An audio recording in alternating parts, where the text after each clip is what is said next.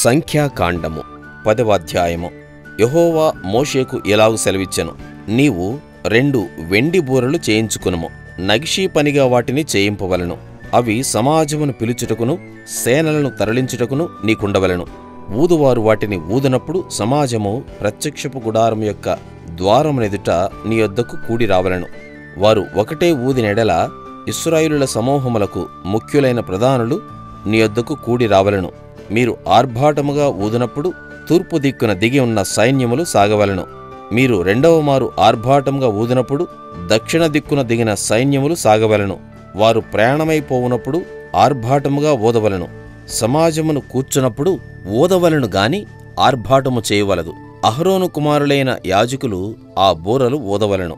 నిత్యమైన కట్టడను బట్టి అవి మీ వంశముల పరంపరగా మీకు ఉండును.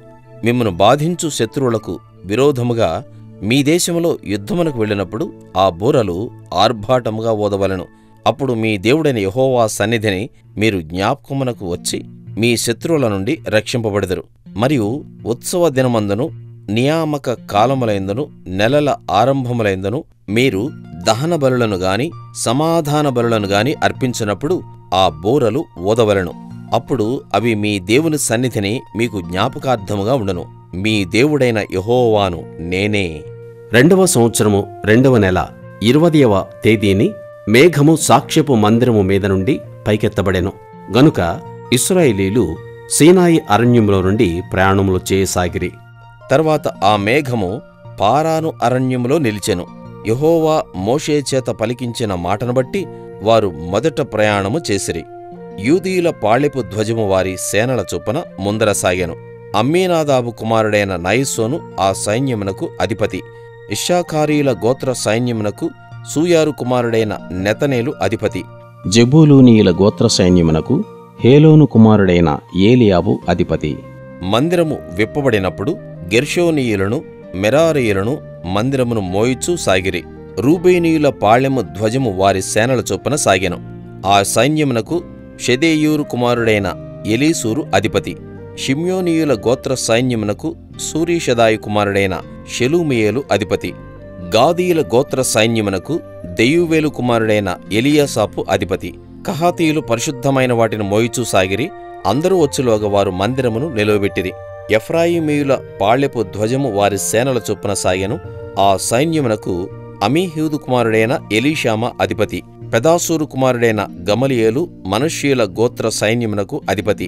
గిద్యోనీ కుమారుడైన అబీదాను బెన్యామీనుల గోత్ర సైన్యమునకు అధిపతి. దానీయుల పాళెపు ధ్వజము సాగెను. అది పాళెములన్నిటిలో వెనకనుండెను. అమీషదాయి కుమారుడైన అహియేజరు ఆ సైన్యమునకు అధిపతి. ఒక్రాను కుమారుడైన పగియేలు ఆషేరీయుల గోత్ర సైన్యమునకు అధిపతి. ఏనాను కుమారుడైన అహీరా నఫ్తాలీల గోత్ర సైన్యమునకు అధిపతి.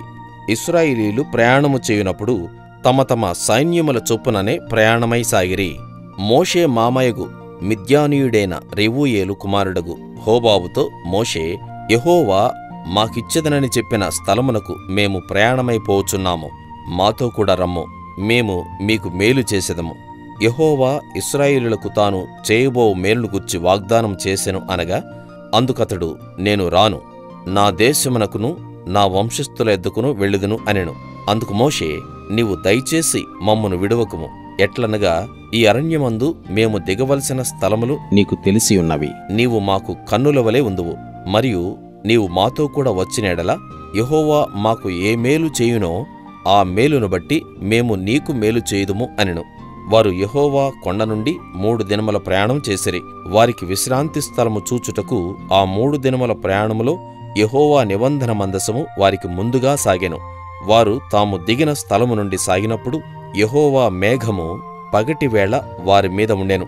ఆ మందసము సాగినప్పుడు మోషే, యెహోవా లెమ్ము, నీ శత్రువులు చెదరిపోవుదురుగాక, నిన్ను ద్వేషించువారు నీ ఎదుట నుండి పారిపోవుదురుగాక అనెను.